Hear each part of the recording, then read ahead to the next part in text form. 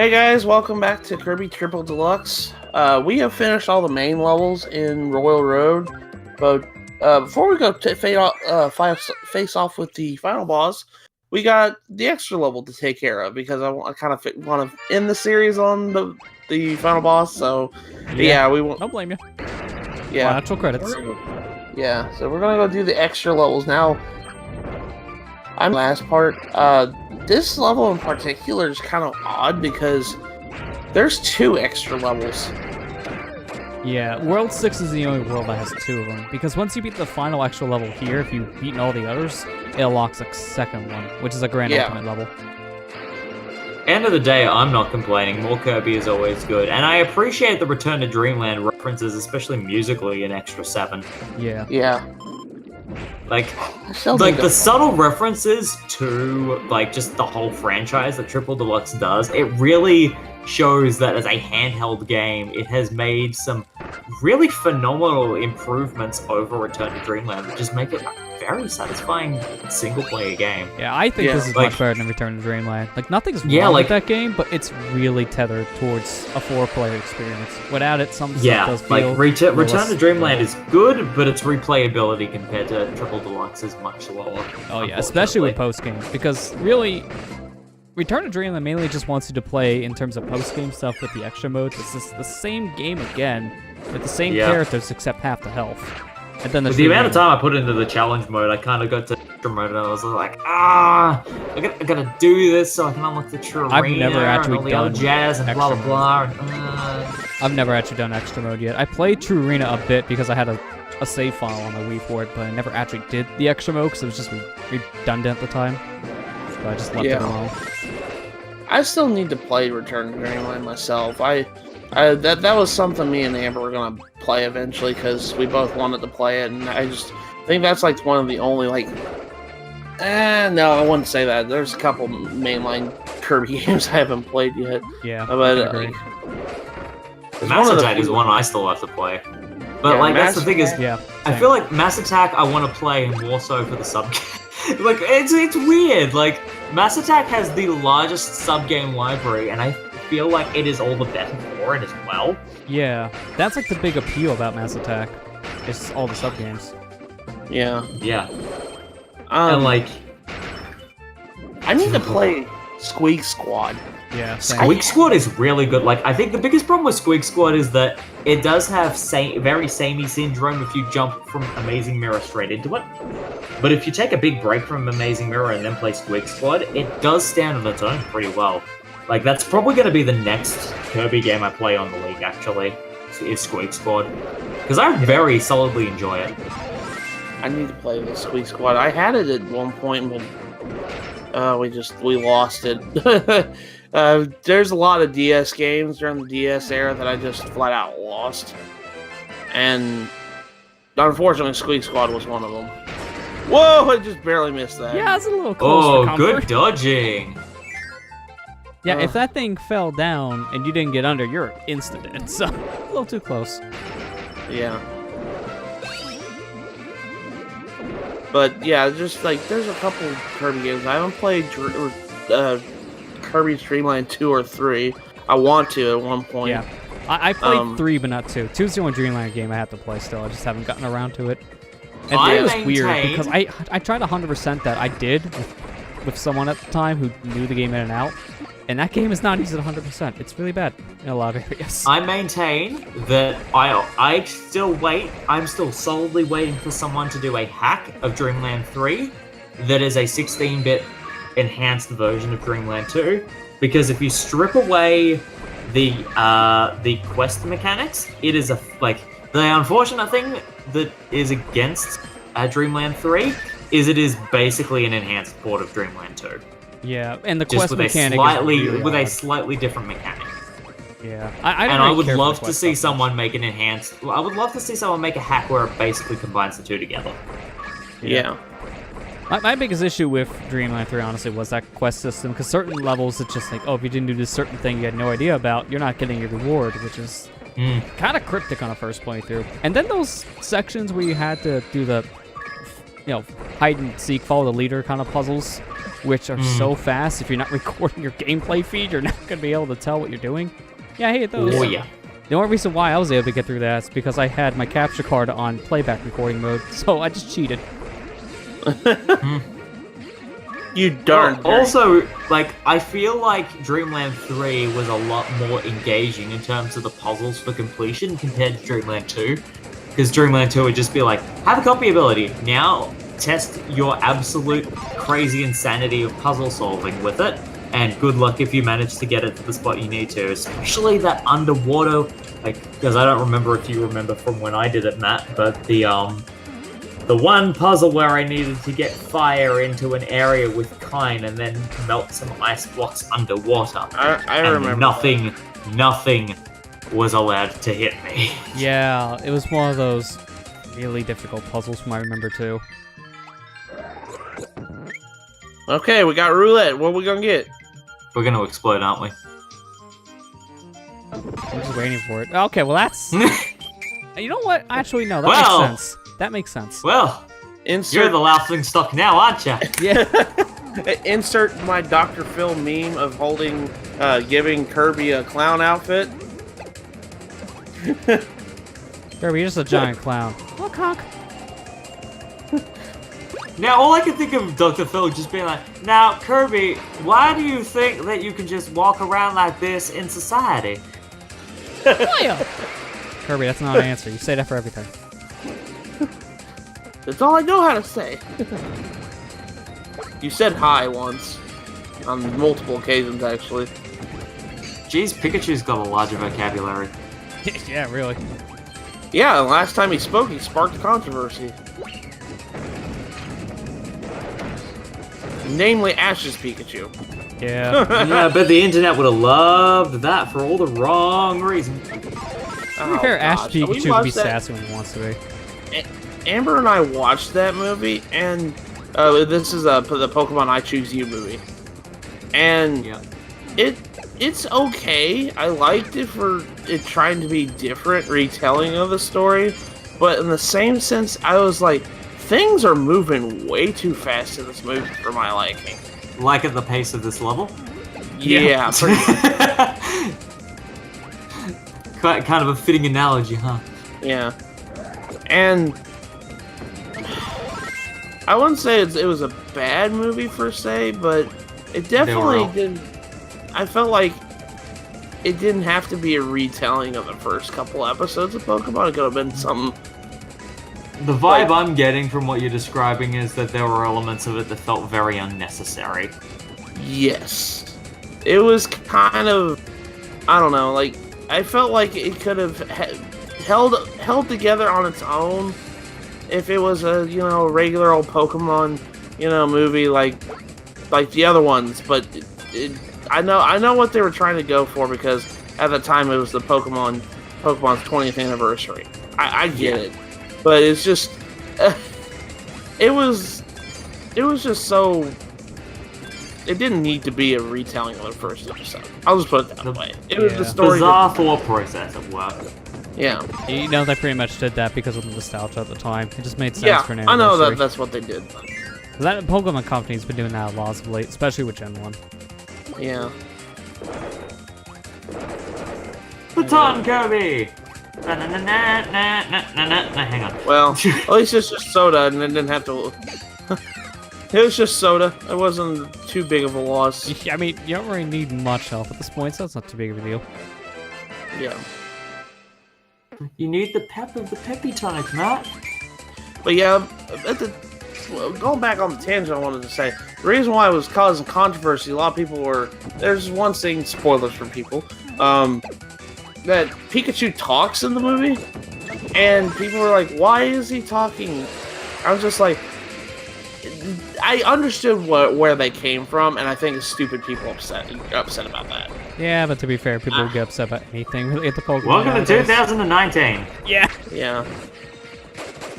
Like, people were upset. I was like, why is Pikachu talking? That's so weird and uncanny. I was like, they were trying to represent that Ash and Pikachu had such a good bond that they understood each other without having to worry about it.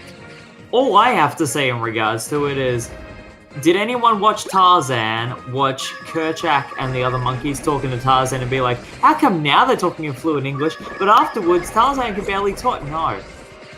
No. No!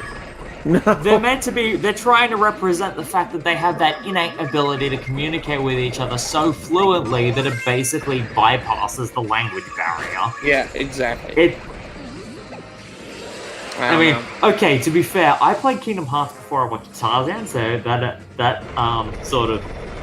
example fell flat on me the first time I played through, but after I understood it, it was great, but point being, it was such a non-issue to be upset about, I guess. Yeah. You know, people, they just love to have a problem with everything.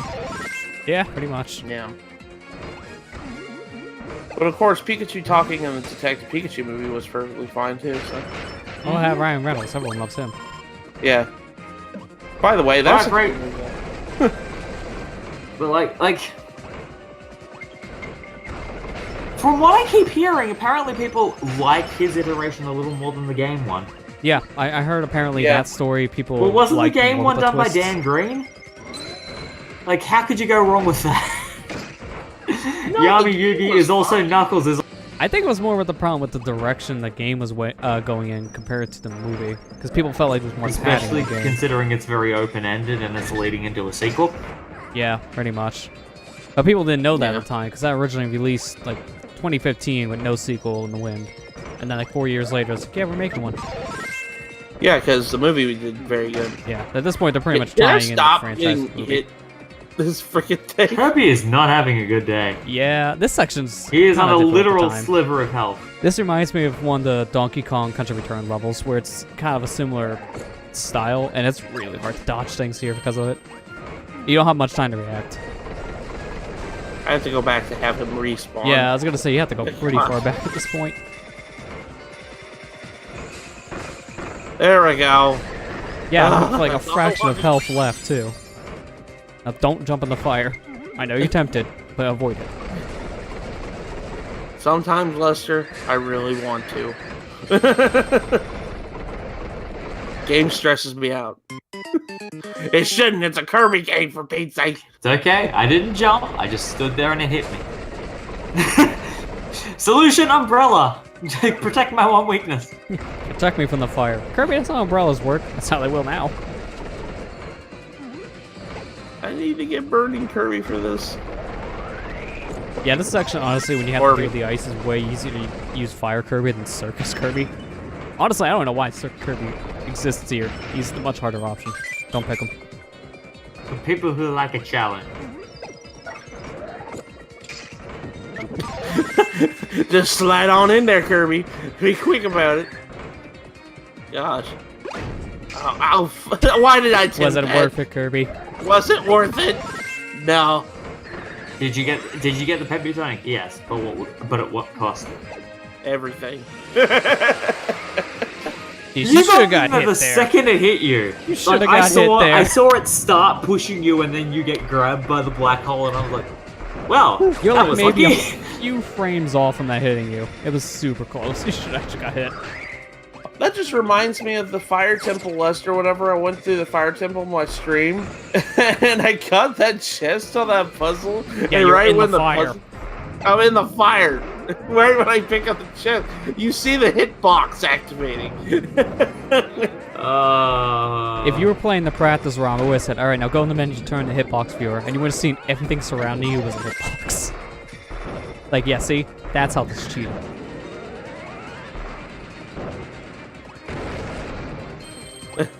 Freaking cannons.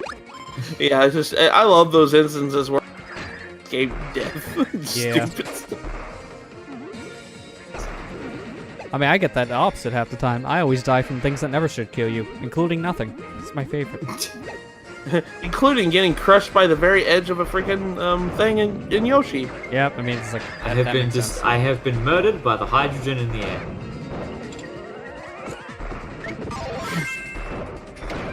Like in Mario Maker. Mario Maker is like, what the heck is a hitbox? Yeah. That's why it's like, hey, you want to play this console level of Mario Maker 2? No, because hitboxes are dumb. I can't speak for 2, but I know 1's hitboxes are doing okay still. I mean, the only major issue with 1's hitboxes were spikes were a little jank. So apparently, guys at Nintendo thought, oh, they weren't that bad, so let's make them worse. Why? No, make them better, not worse. Interesting.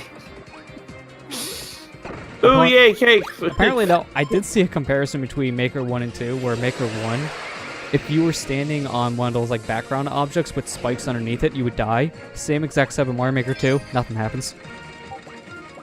Oh my that gosh, makes sense. that's weird. That doesn't make any sense. Yeah, it's very inconsistent with certain things that translate the two.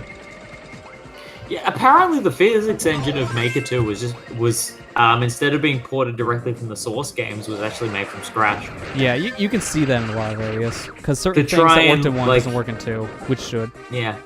And I believe the reasoning was to try and have a bit of balance between all of the different styles, but then the problem is it means that Mario 1 doesn't play like Mario 1 anymore. Yeah. Which I love about Mario Maker, like the original Mario Maker, because when I play Mario 1 levels, it feels like I'm playing Mario 1. Yeah, to me, but apparently people have been saying that it feels too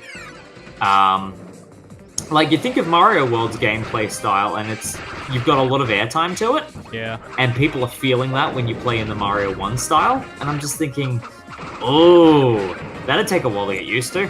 The biggest thing I have with the Maker 2 style for 1 is like now Mario 1 kind of feels like Mario 3 in a lot of ways, which is wrong.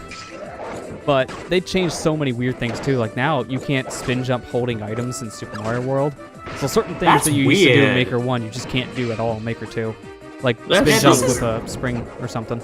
Now that's where this is interesting because like I know we're going way off topic from Kirby, but like I've been watching Raukau play one of the VIP series of Mario Super Mario World hacks. And there is one level close to the very end of the Star Road portion that is literally called Mario Revolution, where one path is styled like Mario 1, one path is styled like Mario 3, and the last path is styled like the traditional Mario world. And they've actually replicated the physics engine specifically from Mario 1 and Mario 3 for those respective paths. And they actually downgraded Mario World's physics engine to replicate those two games perfectly. And that to me that's how it should be done. You should feel like you're playing Mario 1 and Mario 3. So if Mario Maker 2 feels like everything's playing like Mario World or Mario 3 rather than the different styles, I don't know if that's a good thing or a bad thing. Well, the biggest problem with both Maker 1 and 2 is that every game, not counting 3D World Maker 2, but every game engine is based off of New Super Mario Bros. U. That's what they base the physics off of. You can tell with how slippery certain games are. It's like, that's pretty much Mario U. Also, I love how Kirby just lost his hat. Where'd it go? Yeah, I got tired, and this is just a cut because I wanted to fit. I had to turn it off because I think my 3DS was about to dead, so I had to. You just didn't want to shut it and put in the charger. It's like, screw this. I'm done. Rage quit. Yep. Going back to also, I love the orchestral music when you go into the boss rush. Yeah. Unfortunately, the 3DS does not do this justice because it's kind of compressed, but it's really good. Yeah, unfortunately. And game like I recommend do not use surround mode, just use stereo mode. Sounds so much better. And plus, not only that, I had to compress the file anyways to get it to upload okay. Yeah. So I know the audio got affected a little bit. The audio's kind of bad in the first place, so it was just like, we don't get to hear this awesome music. And then we get to Fountain of Dreams boss rush. Yeah, this is really good. It's a different rendition too. It's not like the same one they've been using since Melee. It's a remix of it, which is so good. Yeah. Yeah, I'm pretty sure it's actually the orchestral version that's featured in Smash Brothers. Well, no, I'm pretty sure it's the Smash Brothers / Air Ride version. Specifically. Yeah. I think they redid it a bit because it's similar in terms of its tone, but the instrumentation is slightly different. Yeah. It's the flutes when it goes that makes me think that it's based off that version specifically. And that's probably my favorite rendition, actually. Oh, yeah, I can agree. I was happy to see Fountain of Dreams come back in Ultimate because I was so happy to have that music play on the stage again. Because that's one of my favorite songs in Melee. I was so happy. I was so happy Fountain Dreams came back. I just wish it didn't have input delay, so it would actually be featured in tournaments. Wrong Kirby game. I'm doing that later. Hey man, you can tell when this freaking video was recorded or this meme was relevant. Well, I guess we don't have to do Kirby Superstar anymore. Mark's already died. Yeah, Mark's already died. So. Alright, well, I'm gonna just go in, delete the footage. I don't need this anymore. So don't you remember when that meme was really relevant? Yeah, when they shoved everything to that thing. Some fitting, some were like, how'd that work? I thought it was fitting. Are you gonna do it? Are you gonna do it after the next boss as well? I may be fitting there too, yeah. By the way, I worked really hard, and I know I did a really shoddy job of trying to make Nova a freaking like a PNG file for that.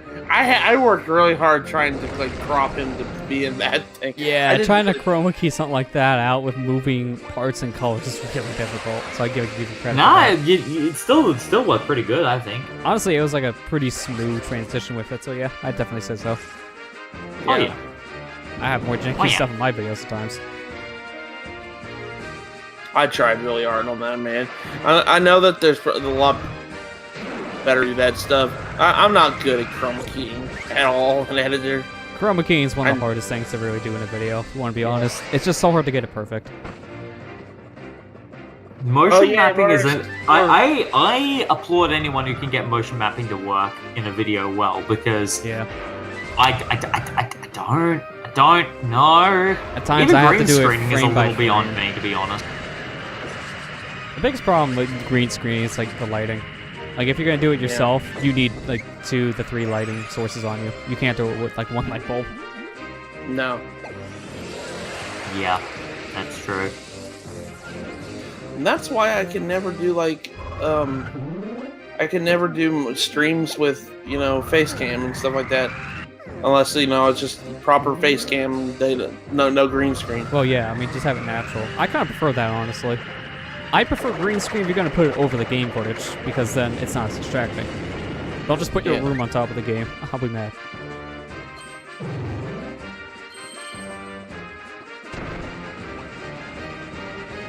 Now we got enough foothold so I can actually get rid of this guy. Yeah, minus the final boss. This is our like last row outing with Hypernova Kirby too, and what a way to go out! Because you're pretty much using out Max every Mofo puzzle. isn't judging us anymore for swallowing eels. Yeah. I freaking loved that joke as well. It was so good. I'm glad you like that part. I was wondering if you're gonna remember this. This is the one part of the level that tricked me up the first time. Yeah. Like, there's a bottom? The keychains?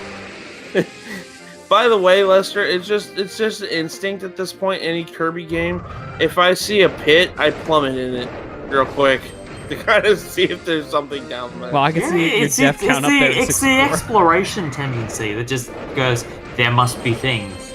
Off the beaten path, yes please. Yeah. This level is like way, the penultimate level for Hypernova. It's just, he does pretty much everything he did in all the other levels here. You're redoing a lot of those puzzles. Just now more complex, obviously. It also kind of screwed up a bit. I think that's why you did the cut. Because it's like a puzzle on the left and right side. Yeah. I don't think there's anything important there, so it's not a big deal. Maybe it's like a keychain. Yeah. I think it looked like there was another. Possibly there was a keychain, but I can never remember. Yeah, it's been a while since I played, so I can't remember either. If I remember correctly, I think it was just literally just enemies. That's it. Yeah. That's the thing. Every time I see this boss, I don't know whether I should be thinking the Angry Birds music or the Mario 2 music. I just think of taking my anger out at Keyboard and more. Oh no! I know exactly what you need to do. You need to play the Birdo boss music. That's how you do it. Yeah, there you go. Yeah, perfect balance of the two. Oh, nice! It's sniped. Nice timing. 360 no scope. By the way, Marley, I saw what you posted earlier about how, for some reason, Angry Birds 2 movie is now the highest gross, or highest rated video game movie of all time on Rotten Tomatoes. I laugh about that because it's not even out yet, so these critics are giving it high reviews, but it's not even a thing yet. Yeah, it's not even a thing, but apparently it's the best. Yeah, I don't know if that's going to be the case for the average consumer. I feel like they're going to probably rate it way lower. To be fair, never trust movie reviews from critics. They're always right or wrong. There's never, any in-between. Exactly. Yeah. But, if that's the rating, I don't trust it, because I did not find the first movie impressive. Yeah, the first movie was okay. It wasn't very that groundbreaking. Okay, the first movie was okay. Okay if you're in the right mood for it. But would I call it a video game movie? Heck no. Heck no! I'd call it clickbait. Yeah. The only thing it has to do with a video game is it's based off of the characters of Angry Birds. That's it. Literally character association. Yeah. And that's the thing, I didn't mind the first movie. I thought it was okay at best. Yeah. Let me put this in perspective. Let me put this in perspective. I liked the Doom movie. I mean, the Doom movie is not that bad, but the Angry Birds movie, no. Okay, here we go. Hey, that Kirby 64 model is wrong. That needs to be way more pixelated because the N64 does not look good. It is aged horribly. That's a Smash Brothers model. Still should be more pixelated then if it's based on Smash 64. Look, it's me! It's me, it's Kirby.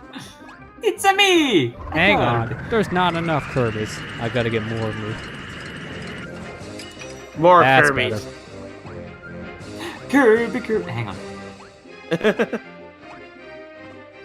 freaking love this. Yeah. Yeah, the 8-bit rendition here. The sun and the moon. And I'm pretty sure. Do you? Does he? Please. I feel like you're not gonna jump in the moon. Not gonna. He's not going to the moon. Was there something in the moon? I do believe it's a There's secret always area, something in the moon, Matt. Yeah, always. Dang it. That's where the last gold keychain is. I'm pretty sure. I think so. Yeah. Okay. My bad. I'm sorry. I didn't even realize that there was something in the moon there. Oh, but I will forgive you Kirby this fan. time. You shall be forgiven this time. I'm not a true Kirby fan at all. I didn't jump in the moon. There's two laws of any video game. There's always something behind the waterfall, and always check the moon in Kirby. Always. No, and the third rule, always head left at the start of the level. Oh, yeah. All sunstones collected. Yeah, Lily, you're right on that one. I just looked it up. The final gold keychain is if you enter the moon there in the final EX level. It's just there. Failed us. And for getting all of them, we get this gold keychain of spoilers. Final boss this level of this game. Who's this? I haven't seen that person yet. I mean, technically we've seen the silhouette of them. That's about it. Yeah. That's about it. And I'm pretty sure we've heard him mentioned by name as well. Oh yeah. Yeah. But the next video will be the final part of Kirby Triple Deluxe. We're gonna find the final boss. Yeah, boy.